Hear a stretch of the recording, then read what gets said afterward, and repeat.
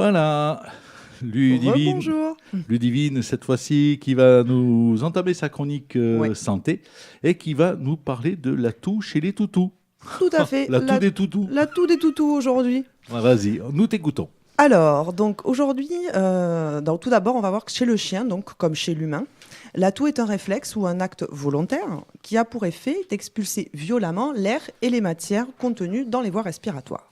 Votre chien peut donc tousser de temps en temps sans que ce soit alarmant. En revanche, si la toux devient persistante, ça peut être le symptôme d'une maladie. Alors, plus ou moins grave, on le verra par la suite. Lorsque votre chien tousse, il faut donc tendre l'oreille et prendre note de toutes les indications au fur et à mesure. Nous y reviendrons un peu plus en détail à la fin de la chronique. Une précision toutefois tout de suite. En cas de toux chez votre chien, surtout, n'utilisez pas d'antitussif tant que vous ne l'avez pas amené chez votre vétérinaire. Ça pourrait gommer les symptômes et donc compliquer la vie à votre vétérinaire pour le diagnostic déjà. Et ensuite, comme pour nous, il ne faut pas oublier que la toux, c'est un moyen de défense en fait, afin d'éliminer les agents pathogènes. Donc c'est aussi important de pouvoir tousser. Alors les causes de la toux, Oui. si vous voulez bien. Tonton, pourquoi tu tousses? C'est ça. Voilà. Toutou, pourquoi tu tousses? Alors il y Voilà. a plein de raisons pour que toutou tousse. Tous. Ça fait dur dans la même phrase. Vas-y. Donc la toux, c'est souvent la conséquence d'une inflammation d'organes respiratoires, mais pas uniquement. Donc les causes de la toux, vous allez voir, elles sont diverses et variées. Ça peut être une cause physique, un collier trop serré, un corps étranger coincé dans la trachée par exemple. Ça peut être des causes chimiques comme un gaz irritant, la fumée de cigarette. Attention aux propriétaires fumeurs, évitez de garder vos animaux à l'intérieur. Ça peut être une cause congénitale, une malformation de la trachée. On en reparlera un petit peu plus loin, mais on le rencontre surtout chez les petits chiens, c'est ce qu'on appelle le collapsus trachéal. Ensuite, ça peut être physiologique, en cas de maladie cardiaque. Donc là, vous voyez, on sort de la zone respiratoire, notamment dans l'insuffisance cardiaque. Alors, cette maladie, elle apparaît surtout chez les chiens âgés, enfin qui prennent de l'âge en tout cas, et qui sont en surcharge pondérale. Enfin, ça peut être une cause inflammatoire. Et alors là aussi, à l'intérieur de la cause inflammatoire, plein de pathologies différentes. C'est donc une inflammation pulmonaire ou trachéale, telles que des trachéites, des pneumonies ou des bronchites, qui peuvent être d'origine donc bactérienne, virale, donc comme la toux de chenille, par exemple, on en parlait tout à l'heure hors antenne, qui là est la combinaison le plus souvent d'un virus et d'une bactérie. Ça peut être aussi la maladie de Carré, là c'est un virus. Parasitaire, alors attention avec la dirofilariose et l'angiostrongylose. Ou encore tumorale. Voilà, certaines tumeurs pulmonaires peuvent provoquer de la toux. Ensuite, il va y avoir, et ça c'est en tant que vous, propriétaire d'animaux, c'est ce qui va être intéressant à noter, ça va être les différentes formes de la toux. C'est-à-dire qu'en fait, selon l'importance du volume d'air expiré, la sonorité de la toux est variable. Et ça, vous allez pouvoir vous en rendre compte.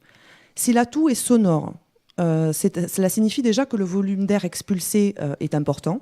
Et c'est donc la preuve que la capacité respiratoire du chien est préservée. Ses poumons sont capables donc toujours de se gonfler de ce côté-là. Donc ça va être plutôt sur les parties hautes, si vous voulez, de l'appareil respiratoire.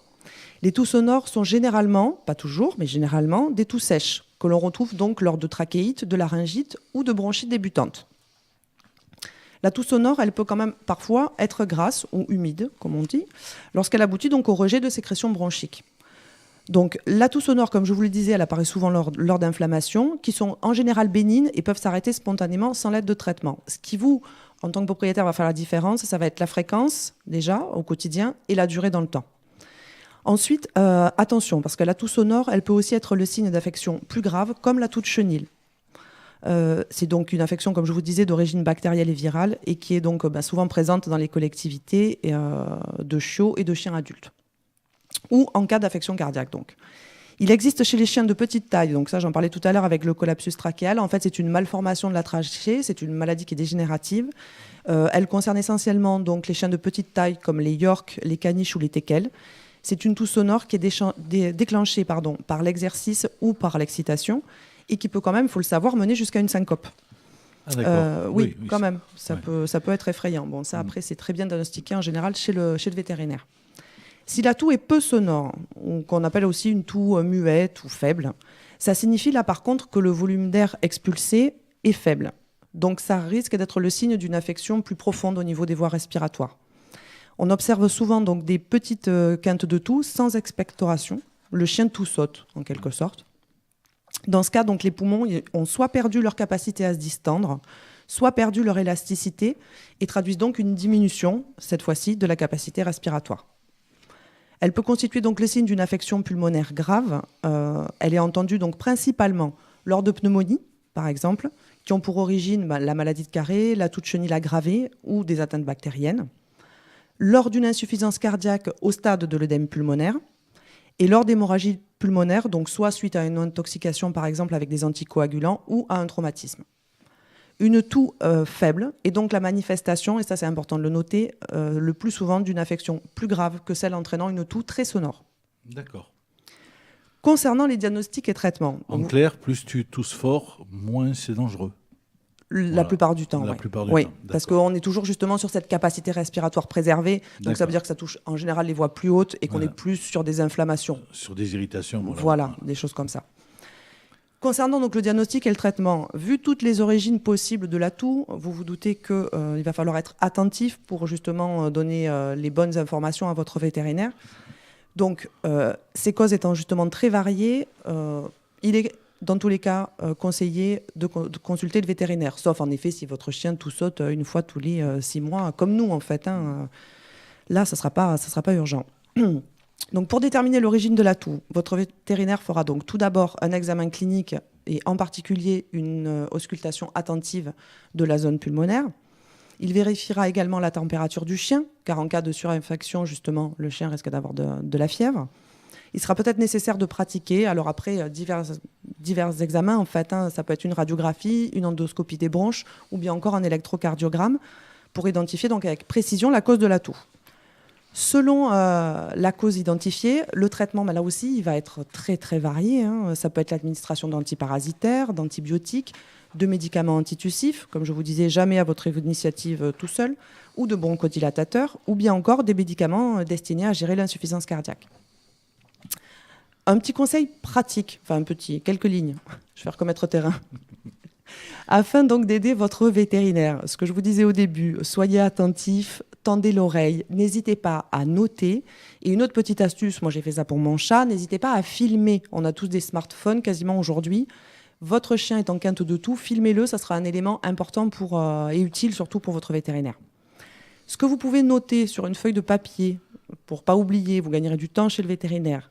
Donc est-ce que cette toux est forte et évidente ou est-ce qu'elle est plus sourde ? Est-ce qu'elle est sèche ou grasse ? Quand intervient-elle ? Est-ce que c'est après un exercice physique ? Est-ce que c'est même au repos ? Depuis quand elle dure ? Ça, c'est important, très important aussi. Si la respiration est régulière, si votre chien a de la fièvre, s'il est abattu, s'il mange moins. Après, c'est son état général. Voilà. S'il a perdu du poids, par exemple.